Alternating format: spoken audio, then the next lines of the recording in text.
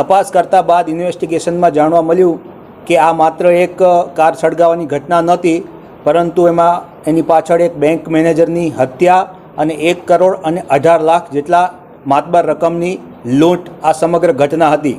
આ સમગ્ર ઘટનાને મહીસાગર જિલ્લાની પોલીસ, ખાસ કરીને મહીસાગર LCBએ માત્ર 12 કલાકના ટૂંકા ગાળામાં ઉકેલી અને એક દાખલારૂપ ઉદાહરણ પૂરું પાડ્યું છે। આ બદલ હું મહીસાગર LCBને ખાસ અભિનંદન આપું છું।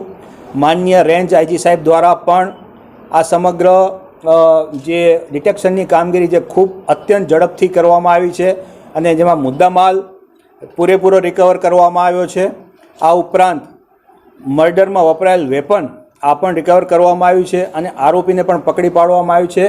આ ડિટેક્શન જે અતિ ઝડપથી કરવામાં આવ્યું છે તેની નોંધ લઈ અને એને એપ્રિસિએશન રૂપે માનનીય રેન્જ IG સાહેબ દ્વારા પણ 25,000 રૂપિયા રોકડ રકમની જાહેરાત કરવામાં આવી છે। સમગ્ર બનાવ આ રીતનો હતો કે બાલાસિનોર બેંકના ICIC બેંકના બ્રાન્ચ મેનેજર જે હતા વિશાલ પાટીલ, આ પોતાની પ્રાઇવેટ કાર વ્હાઇટ કલરની ક્રેટામાં બાલાસિનોરથી 1 કરોડ અને 18 લાખ જેટલી અંદાજિત રકમ લઈ અને દાહોદ મેઇન બ્રાન્ચમાં જમા કરવા માટે જતા હતા અને મીન વાઇલ એમને લુણાવાડા ખાતે તેમના જે હર્ષિલ પટેલ જે આ ઘટનાનો મુખ્ય આરોપી છે તેને એમનો મિત્ર થતો હોય એને બોલાવેલ અને બંને જણા ક્રેટામાં સંતરામપુર વિસ્તારમાં એમના 1-2 કામ હતા, એ પર્સનલ પતાવવા જતા હતા।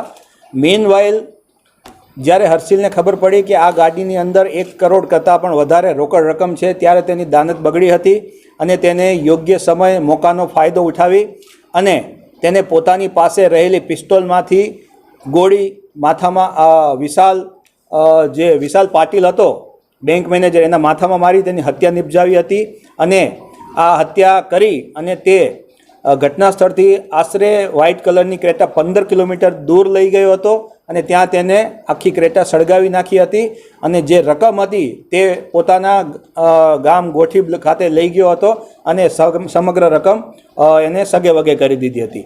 આ પ્રમાણેનો ગુનાની નોંધ સંતરામપુર પોલીસ સ્ટેશન ખાતે કરવામાં આવેલ છે અને અત્યારે અમે જે આરોપી હર્ષિલ પટેલ છે એની ધોરણસરની અટક કરેલ છે। તેની પાસેથી 1 કરોડ 18 લાખ જેટલો મુદ્દામાલ પણ રિકવર કરેલ છે અને ગુનાના કામે વપરાયેલ હથિયાર પણ અમે રિકવર કરેલ છે। સર, આવડી મોટી ઘટના હતી અને એક જ આરોપી સર એને કેવી રીતે આખી ઘટનાનો અંજામ આપ્યો છે?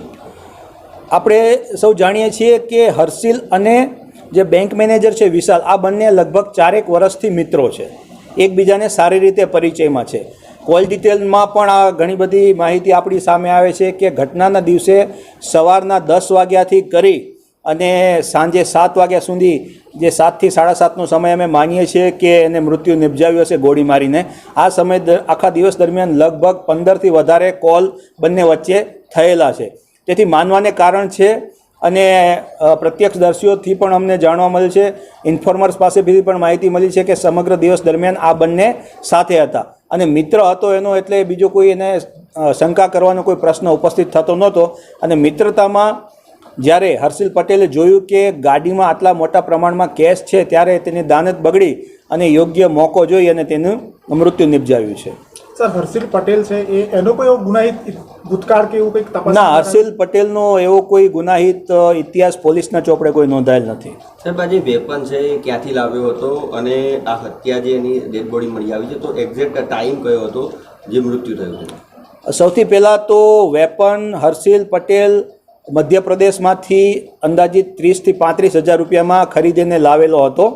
આ અગાઉ જ્યારે તેને ખરીદ્યું હતું MPમાંથી ત્યારે તેણે હવામાં એક ફાયર કરીને ટેસ્ટ ફાયર પણ કરેલું હતું અને બીજી ગોળી એને મતલબ આપણા જે બેંક મેનેજર વિશાલ પાટીલ છે તેના ઉપર માથાના પાછળના ભાગે ફાયર કરેલી છે। અને સમગ્ર ઘટનાક્રમ 13 તારીખની સાંજે જે આપણે ડાયાપુર ગામ છે કડાણા રોડ ઉપર, ત્યાં અંદાજે 7 થી 7:30 વાગ્યાના અરસામાં બની હશે એવું અમારું માનવું છે।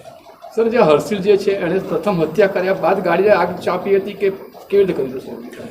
સૌથી પ્રથમ જ્યારે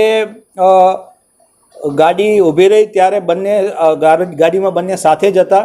જ્યારે અને ગાડી ડ્રાઈવ કરી રહ્યો હતો આપણો આરોપી હર્ષિલ પટેલે જ્યારે જોયું કે બેંક મેનેજર વિશાલ પાટીલ જ્યારે બાથરૂમ કરવા માટે ગાડીની નીચે ઉતરે છે રોડની સાઈડમાં, ત્યારે મોકાનો ફાયદો ઉઠાવી તેની પાછળ જઈ અને માથાના પાછળના ભાગે જ એને ગોળી મારી દે છે અને ત્યાં જ તેનું મૃત્યુ નિપજાવે છે. ત્યારબાદ ગાડી ક્રેટા અને તેમાં રહેલી 1 કરોડ કરતાં વધારાની જે કેશ છે આ અહીંયાથી 15 કિલોમીટર દૂર લુણાવાડા તરફના રોડ ઉપર ક્રેટા લઈ જાય છે. તેમાંથી રોકડને સહી સલામત ઉતારી લે છે અને ત્યારબાદ એ રોકડને વ્યવસ્થિત રીતે ઠેકાણે પાડવા માટે પોતાના ગામ તરફ જાય છે. પરત આ વ્યક્તિ આવે છે, પોતાની થાર ગાડી લઈને આવે છે અને ત્યારે એમાં પેટ્રોલની એક બોટલ ભરીને આવે છે અને એ પેટ્રોલની બોટલથી આ ગાડી ક્રેટા સળગાવે છે. અને જે ફોટો આપણે મીડિયામાં આવે છે એમાં આપ જોયું હશે કે ક્રેટાની પાછળની નંબર પ્લેટ પણ બેન્ડ કરી દીધેલી છે. આ નંબર પ્લેટ પણ આરોપી દ્વારા, હર્ષિલ દ્વારા જ કરવામાં આવી છે અને એનો હેતુ ગાડી આઈડેન્ટિફાઈ ન થાય એ માટેનો છે. સર, આ સમગ્ર જે રકમ હતી એ તેની પર્સનલ હતી કે બેંકની? જે આપણે જાણીએ છીએ કે વિશાલ પાટીલ જે મરણ જનાર છે, જે બ્રાન્ચ મેનેજર છે ત્યાંના, આ બેંકની રકમ હતી. આઈસીઆઈસી બેંકમાં જે ખાતેદારોએ જમા કરાવેલી આ રોકડ રકમ હતી અને તે દાહોદની આઈસીઆઈસી બેંકમાં ભરવા માટે જઈ રહ્યા હતા. સાહેબ, આ જે રકમ હતી, જો બેંકની રકમ હતી, તો આટલી બધી મોટી રકમ સિક્યુરિટી વગર કેમ લઈને ગયો? તેને લઈને શું કાર્યવાહી કરવામાં આવશે? કારણ કે બેંકની પણ લાપરવાહી કહી શકાય. આ બાબત અમે એમના રિજનલ મેનેજરને પણ પૂછી છે અને આ બાબતે અમે એમને લેખિતમાં પણ આપવાની છે, કારણ કે આ એક અક્ષમ્ય બેદરકારી છે જેને કારણે કોઈ વ્યક્તિનો જીવ ગયો છે અને એનું સમગ્ર પરિવાર ખેદાન મેદાન થઈ ગયું છે અને આ ગંભીર બાબત છે.